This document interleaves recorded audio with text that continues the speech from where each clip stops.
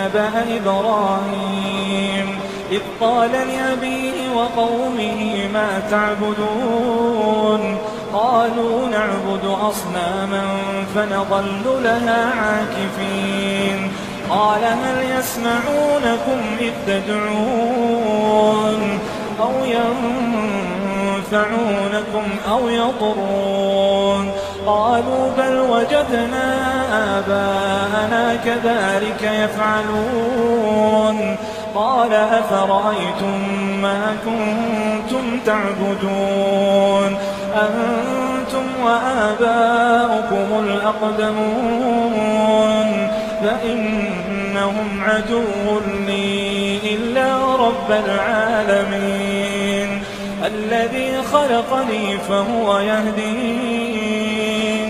والذي هو يطعمني ويسقين وإذا مرضت فهو يشفين والذي يميتني ثم يحيين والذي أطمع أن يغفر لي خطيئتي يوم الدين رب هب لي حكما وألحقني بالصالحين واجعل لي لسان صدق في الآخرين واجعل لي من ورثة جنة النعيم واغفر لأبي إنه كان من الضالين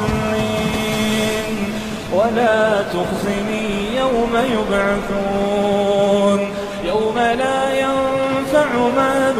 ولا بنون إلا من أتى الله بقلب سليم وأزلفت الجنة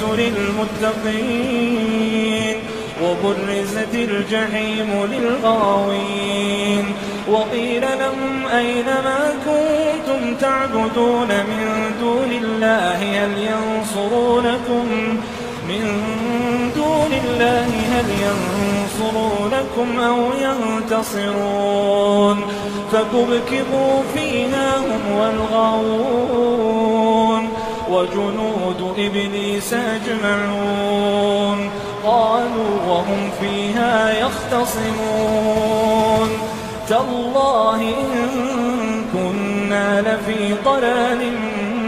مبين إذ نسويكم برب العالمين